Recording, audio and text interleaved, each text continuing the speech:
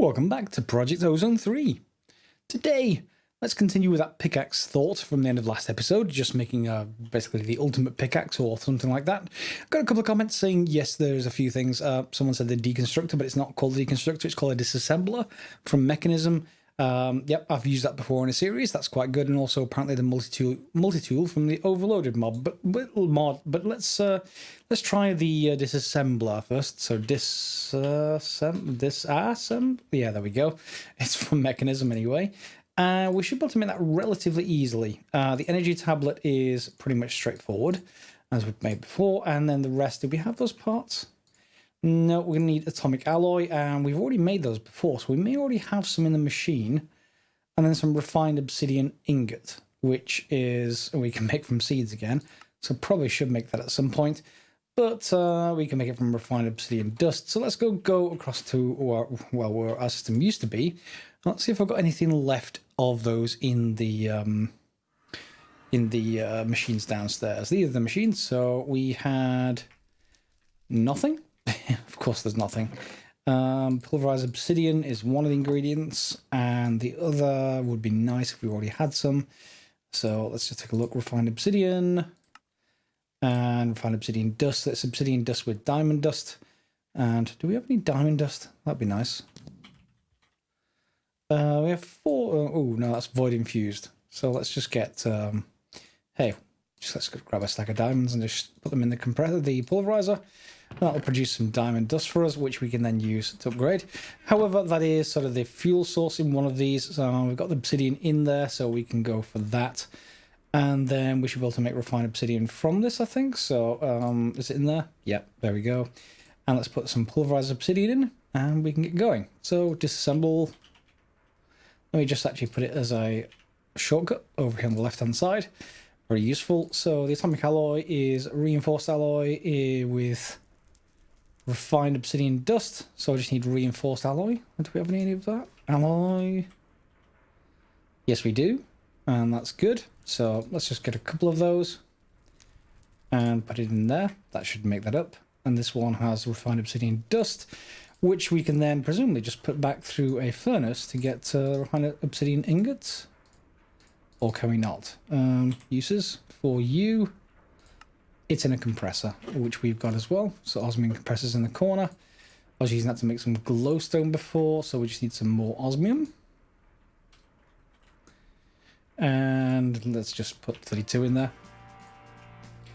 Ah, glowstone. Yeah, this glowstone ingot is needed for the next tier of armor, by the way. That's why I was making glowstone. You just put glowstone on top of osmium and you get what you need. There's that. We're going to get some more refined obsidian out of there. We've got some atomic alloy here. So is that everything we need? Let's put it back in. And, well, we don't need to do anything. We just click on this over here. Yep, everything apart from the energy tablet, which already generated in my inventory. And we get the atomic disassembler. Now I get to see whether my controls have been set correctly. Let's go over to our void world. Let's see how it does in the normal mode. I've got a chest down there somewhere. Yeah. Okay, so are you instant? Well, it's faster. That's certainly much faster than before. Can we get it to go into any kind of instant mode? Mode normal, efficiency 20.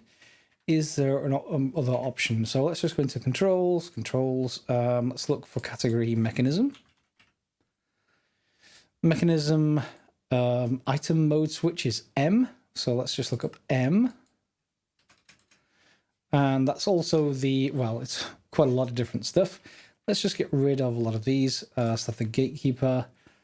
Galaxy map from Galacticraft. Yeah, we can get rid of that for now. And we could have something else instead of M, but that will do, I think. So now if I press M, do you change modes? You haven't done a thing. Nope, it's clearly not the item change mode, so we're gonna have to go and just double check that. So options, controls, category and mechanism again. Feat mode switch, armor mode switch, and mechanism voice. That doesn't really seem to do much. So yeah, let me just double check the wiki then if that's the case. And of course it's just shift right click apparently. Yep, mode toggle to slow, mode toggle to fast. And that is instant break. But it will take more RF by doing so.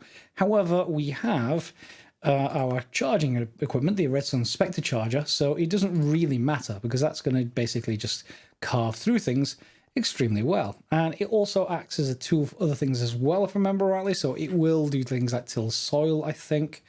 Let me just try that. So let's go to, oh, there's a vein mine mode. So tempted. Let me just go back across to my main world, and let's just try and till some soil with it. Yep, it tills in a 3x3, not just a 1x1, so that's kind of handy. And I suspect that the other modes may do something a little bit better. If I just go too fast, if I click here, yeah, so that's a larger area, because if I centered it here, it's gone out 2 that way. So yeah, kind of happy. We can obviously go and test that with other things, but for now, I'm happy. So good pickaxe replacement, pretty traditional, and you just want to do what I've done with everything else and grab an anchor from random things and put that in a crafting slot along with the atomic disassembler, and we should get an anchored version. Good, and that lets us basically not worry about dying. All the better. I did get another comment as well from last episode saying that the mod pack developer is apparently removing the quantum storage mod. Boo. Boo hiss. Why? I don't know. Maybe it's just seemed like it's too overpowered for what you actually get from it. So quantum... so let's look at the, so for example, quantum tank is part of quantum storage. I am using quantum tanks. So we'll either have to find a solution, like some kind of barrel, or we'll have to use like fluid cells in E2 to store fluids. Either way, there's solutions around it. But since I'm using it for various nice storage things, for example, I've got liquid essence here. Yep, so basically 1,400 buckets of liquid essence. And we've converted that across from this storage tank, which has, you know, again, 1,200 buckets of XP juice. And then we also have a blood altar, which has got lots and lots of blood in that quantum storage. So we will need to find a better solution for those. All right, with our pickaxe problem sorted, let's actually move on to something, well, to do with power. And we're going to build in extreme reactors, and we're going to do so without care or attention towards efficiency.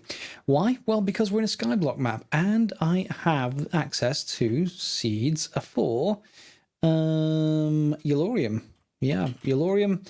We have 1,400 and gaining seeds, ingots, and they come from essence seeds, and they work really very, very well.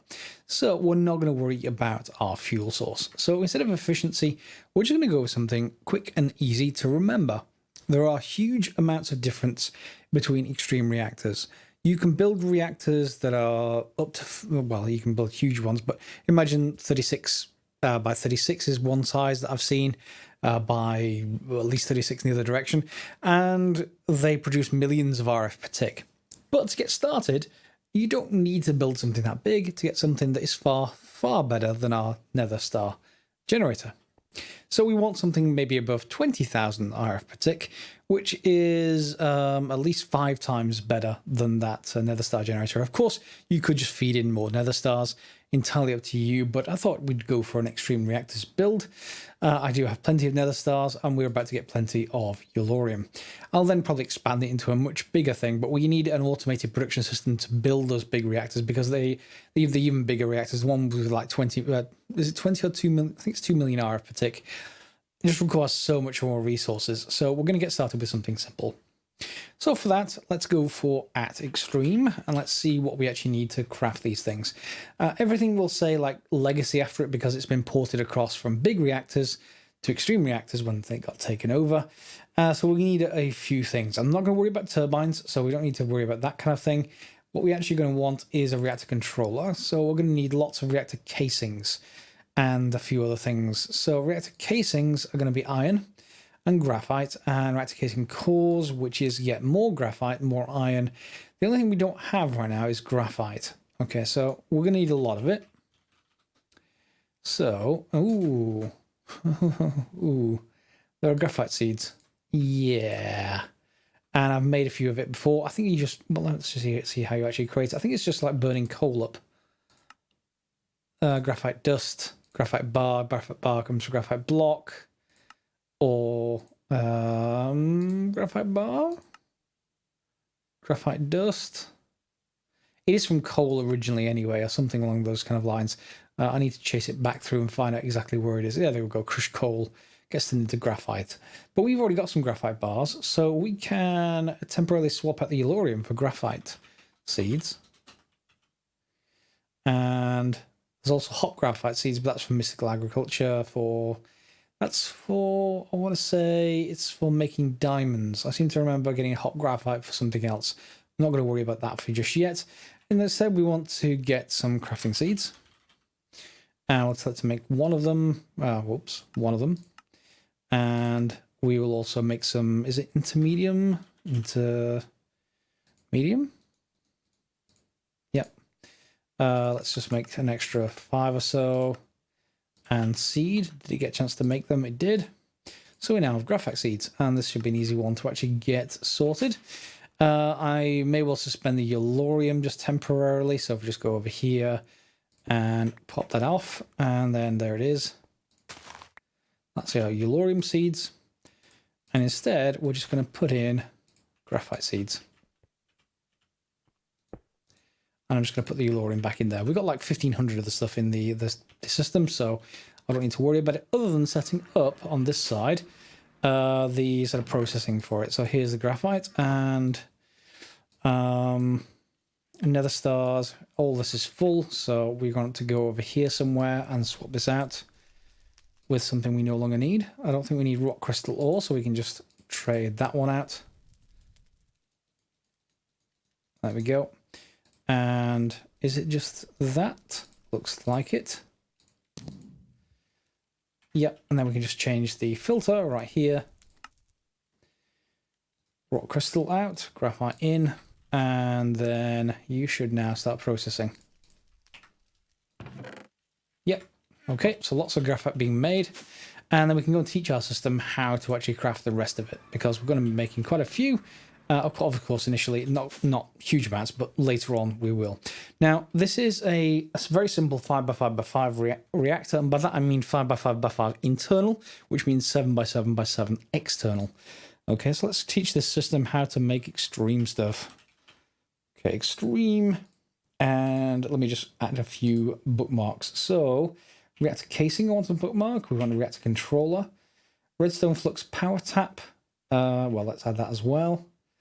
Redstone port, maybe not need that, but these are all turbine stuff.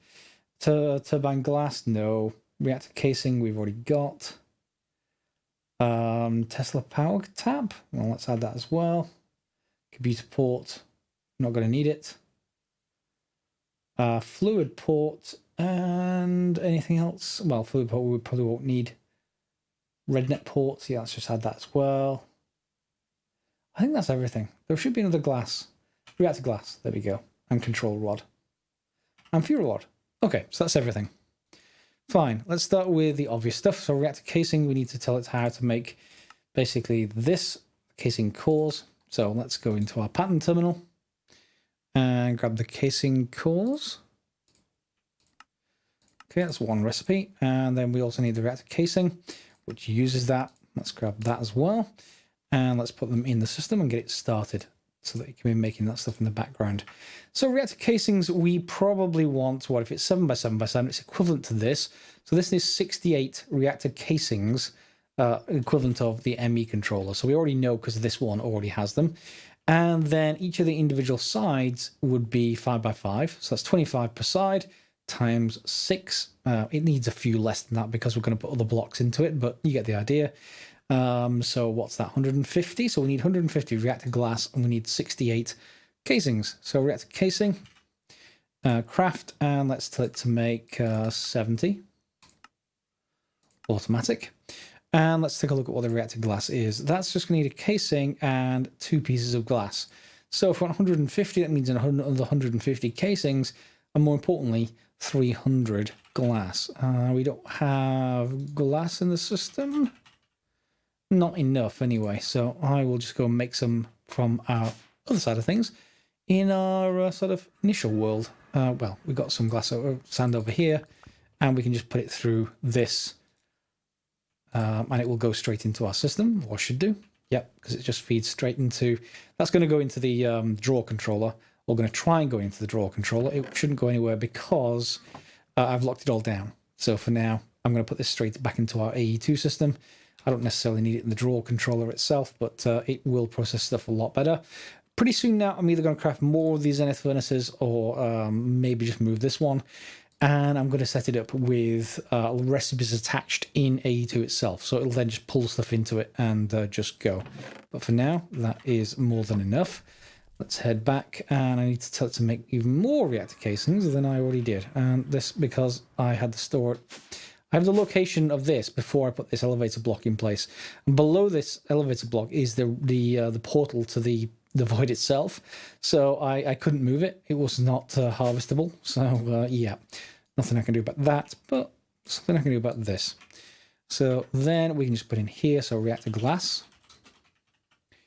And let's get that made so that it knows how to make that, and put you in here as well. And then we want, say, another 150 casings. Let's just grab all you for a second. That's probably a shortcut key I'm forgetting, but let's just make another 200 casings. It's straightforward to actually make them. And then we don't have a second ability to craft another job yet, so we have to wait for that to count down to 0 before it'll take any more jobs. Which is why we probably want to make more of these essentially co-processing units. Okay, so I will skip forwards. So here's our reactor frame, 7x7x7, with the inside for the moment filled with reactor glass. Some of those reactor glass is going to be removed, and we're not going to need to cool this thing. So, well, hopefully not. As that requires just a little bit of mess around with buckets and various things like cryothium or enderium or something like that. Let's just actually get one up and running, and then let's see what it actually does, because very often mod packs will change the config for a particular extreme reactors. For example, Direwolf often has them being insanely overpowered.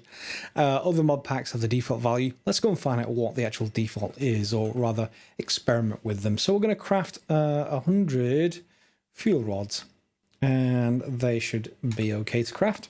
Then we're going to also require the control rods, which is the top block. So because it's 5x5x5 internal. Oh, hang on. No, we're going to need the 25, aren't we? Yes, because the outside is the fuel rod, as the control rod. So yeah, I'm going to need another 25 of those. But that's fine. I'll craft those in a second. Control rods, I'm going to want pretty much a lot of them. Yeah, well, the system knows how to make pistons, so that shouldn't be a problem. Control rods, I'm going to tell it to craft 25 of these. Is the fuel rods done? Nearly done. Okay. And then we're also going to need a one of a few various mods. So the reactor controller would be good. And that's going to need a redstone comparator. That'll be straightforward. So there is the controller. We're going to need a power tap. That'll be straightforward. Redstone port, don't worry about just yet. Test power tap versus redstone flux power tap. Depends which one you actually want out of the system. In fact, let's make a redstone port anyway, just so we've got one. And no, I don't need a turbine fluid port, so we can throw that away. Rednet port again. Rednet port? Why can't I click on you for a recipe? No, can't click on you. Okay, and then we're going to want like the fuel ports. So let's look at extreme again. Extreme. And the fuel ports are the coolant port, but that's not something we need, I don't think. Where's the input and output gone? Am I missing them? Oh no, there's one. Access port. Yes, you can change it into different types. So we're going to need both of those. Let me just add that as a shortcut, because we're going to need a few things to actually be made. Hoppers as usual. Chests. I'm always out of chests. I never actually just make them manually. Let's go for the log recipe. It's easier usually. Yeah, let's just get a few made. There we go. And then a couple of hoppers. Let's get 2, and then we're going to want access ports both for the input and the output. And we need to tell the system to make some pistons. So just craft me, I don't know, maybe 20 pistons or 30 pistons, something like that. Yep. And the access ports can then hopefully be made once those pistons are started. Why haven't the pistons started? You should be moving right now. It is crafting them. It's just they're not very fast. We need to actually up that speed. There we go. A couple of access ports. That'll do for now, I think, unless I'm forgetting anything. But I'm sure I'll find out if I'm doing that. And then we just need 25 more of these. And can I just pull them in? So 25, rather than getting the system to autocraft. There we go. So fuel rods, we'll just grab them. Share the system, and the control rods we'll grab as well. We need to tell it to craft them, I think. Have I not told it to craft them? Control rod? No, guess not. So 25. And they can get crafted as well. That won't take very long at all. Slow down a bit, but let's go and place these while that's just finishing off the rest. And these don't need to be very specific at all. Just basically fill the entire thing with them. Okay, and we'll just see how well this does. We have essentially infinite input fuel, so we don't have to be careful. And I don't think these things explode yet, but I guess we'll find out if that does happen.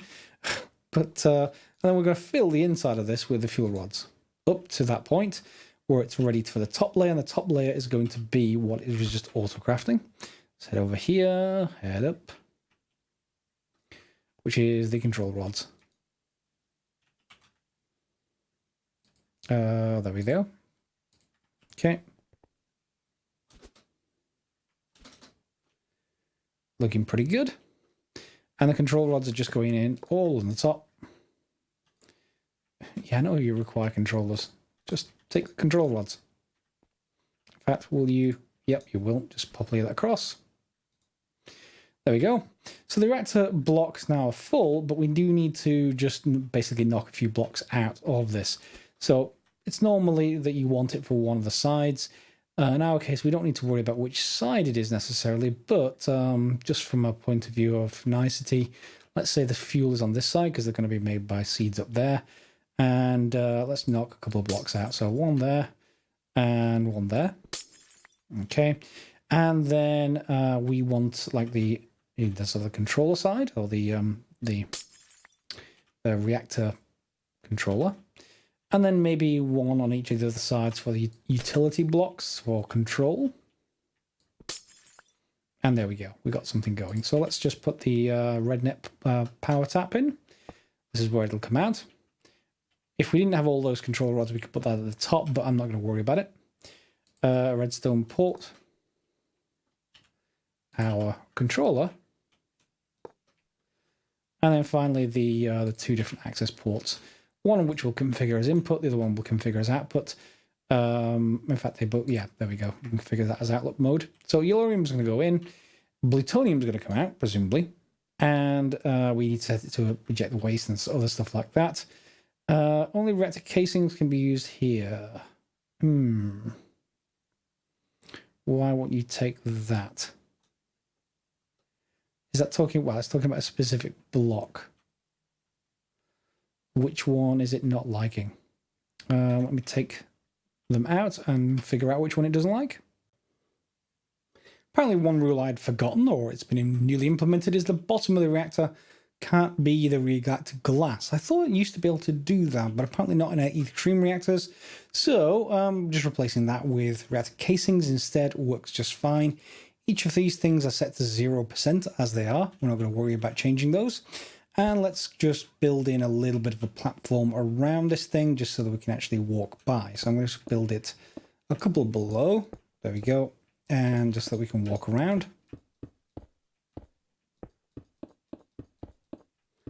And of course, we can obviously move cables and stuff like that around, but don't have to worry.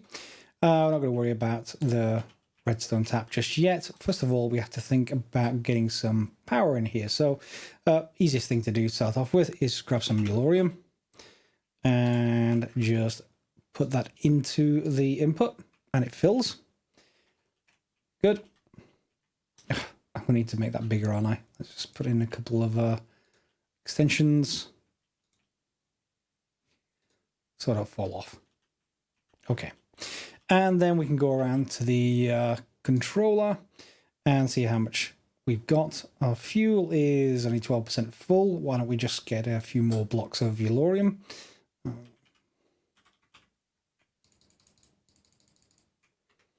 Okay, and we can just load it straight into the input. We'll automate that. It's not too much of a problem. But we want it to fill the system. There it is. It's full now. All the interior is full. And let's go and see what this actually provides. Let's just set it to activate. So up it goes. And its temperature is rising. Its output is a lot. 182k RF per tick. And the temperature is continuing to rise without coolant. And it's slowed down to around 2,700. Now, as far as I know at the moment, this basically doesn't explode. But as far as I remember, I think there were plans for having reactors that explode. So don't blame me. Yeah, have a think about it. But as far as I know, this will be fine. We'll soon find out if that's not the case. And yeah, the casing heat is quite large. However, 187,000k RF per tick is quite a bit compared. I was only expecting 20, so yeah, clearly I've been playing on a nerfed version previously, and we're going to go for this. So it is using, however, 7 millibuckets per tick. So it times that by 20, that's 70, 140 millibuckets per second. So it's going to use pretty much a bucket every, what, 7 or 8 seconds or something? Yeah. And then we should have a look at here. You can see we're already up to 11 plutonium out. Okay. So what we need to do from here is just hook this up for power. We can go via whatever power system we want at the moment. What I'm going to do is just move across this. Do I want to move across this? This is going to pull from this. So what I ideally want to do is like a second network here of power. And maybe we should move this by itself across to the other side of things. Can we do that? Yeah, there's my magnetism is on. So let's just grab you and you, and that will be fine for now. We'll reconstruct this on the other side, and we'll probably be putting in 2 sort of power systems. One, we're going to have a tap going from the, let's just see what we've got in terms of conduit. Conduit, we have, that is 20,000. That's not going to be enough. So we're going to want per tick, that is. So yeah, we're not going to need more than that. We're going to probably need to direct attach stuff for the moment. And that will do, I guess. And we can just get it straight out of the power tap, wherever you are. This side. Yeah, power tap. We can, well, we can directly attach this. That is one option. Okay, and input is 100k, so we're probably not, we're not good enough just yet. But on top of this, we can put in our Spectre energy relay and then make sure, configure the sides. This is explicitly set to an output. And then this should be essentially infinite as far as that's concerned. We just need to hook up the Yellorium to here. So we can either go straight from our E2 system, or we can do something a little bit sneakier, which I sort of prefer, which is just to hook up an ender chest or 2 and have it pushed through an ender chest system. For that, we're going to need to get an ender chest or 2. Yeah, we've got 2, and let's just get something a little bit nicer in here. We want some of the dandelion. Yeah, let's get some yellow dye. Yeah, 6 of that should do. Then what we're going to do is put one as an export for Yellorium, and the other one basically input into the system, and then we'll just get another set of ender chests made. Well, in fact, no, we don't need another set, we just need one, because the plutonium is going to be a return. Yeah, that we can do. And I love this new tool. This disassembler is great. We should go for that as soon as possible in any future playthroughs. Do remind me if I forget, if I'm using something worse when we have mechanism. Yes, so back to Eulorium. We don't need graphite anymore, or rather, we don't need it until we rebuild. So with something hugely better. Let's turn you off and get this sorted with some crop sticks and Eulorium. Put you back, and we'll put our graphite seeds in there. And that should be sorted for Eulorium. Then we just want to craft, or tell our system to craft. We don't have auto crafting for it yet. We want an export bus. Export bus, ME export bus, there we go. I'm going to need some formation cores. And we're also going to want an acceleration card, or few. Let's craft 4 of them. Okay, and then we can put this wherever we want. In the sort of later on, I will be able to just put this on its own area and not worry about it. But for now, we can just leave a space here and not worry about it either, just by putting this here, grabbing our export bus, just grabbing some cable. Where's my smart cable? There it is. I feel offensive by using glass fiber there, so let's just reconnect that with the smart cable, even though we don't need it for this kind of thing. Just handy to sort of standardize. And let's put in our acceleration cards. And then we just want to grab Eulorium, which probably will be building up. Yeah, there it is, it's building up. And I'm going to tell this to export Eulorium. And off it goes. Then we just need to hook up the other side of this to feed Eulorium in to our reactor. Where are you? Yep, here we go. So we're going to want 2 ender chests here. So input going there, output going here, and we can use ender chest, to be honest. Ender chest, item conduits. Yeah. Not sure if they're going to be fast enough. We're going to see that very shortly. Let's just make sure this is always active and insert on. Yeah, that's inserting. And hopefully that's going to be able to keep up. It looks like it is. Maybe. Yeah, it'll keep up with default. This one is going to set to always active and inserts just fine. So there goes all the plutonium. Everything is running constantly now, and we have basically 187k RF per tick to play with. That's a lot. And the way to increase the way to be exported is to essentially build up more of these capacitors, because the more you build, the bigger the input and output values can be. Here they go up with the number of vibrant capacitors, so we need to train that to basically gather more. Right now some of it's being wasted, but yeah, to be honest, we've got lots of stuff. IO 0 because it's full. I thought that would actually say, whoa, hang on. Yeah, it's just entirely full. It's probably just not registering because it's just being provided with that much power. Fine, that should hopefully now be no problems. And we've got a working reactor power system. I like it. And everything continues to work. No problem. Good. So that sort of wraps up today's episode. We've got a wonderful little power system going, and maybe you can obviously post suggestions. There will be plenty of people, I suspect, going, oh no, you need to craft it this way. And I've done things in the past where I've had like a star layout here, so 5 fuel rods, and it can be really quite efficient. And you can fill the rest with Enderium or Cryothium and all kinds of different things. I just don't bother on a sky block anymore. I have Infinifuel coming in. I don't need to be all that efficient. However, the larger reactors can create a huge power input. So if we create or need a lot more creation of power, we will be able to scale up. It just needs a little bit more sort of crafting going on and more resources in our system. Next episode, I think we're going to get into Britannia soon, because that is one of 2 things we need to do to get our ultimate sword upgrade for, well, until we get to something like Sword of the Cosmos. If you don't know what Sword of the Cosmos is, Ooh, I think I've featured this before, and you may be already aware of it, but it basically insta-jibs anything. Well, there's a couple of mobs maybe it doesn't, but it's ridiculous. It is, yeah. There's no other way of dealing with it. It's Avaritia. Anything in Avaritia is just ridiculous. So, yeah, that's its crafting recipe. We're not there yet. We are going to have to make neutronium.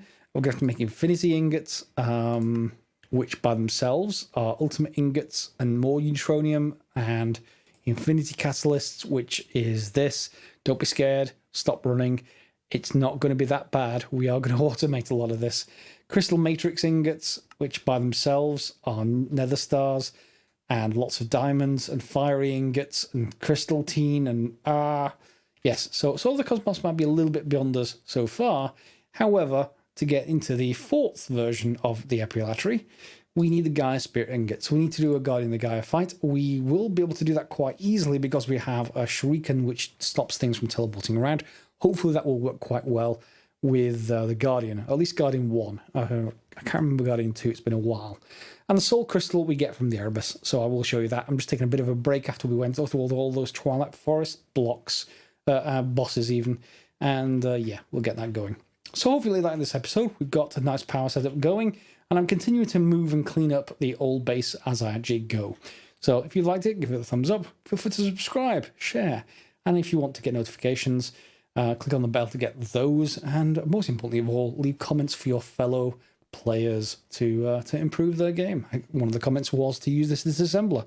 Very happy to David Broom and Anonymous Piplup for actually suggesting it. There's a few other people as well, like Detective Cloak and Dagger, who's saying that a multi-tool from Overloaded, but we didn't get to that because this one is amazing.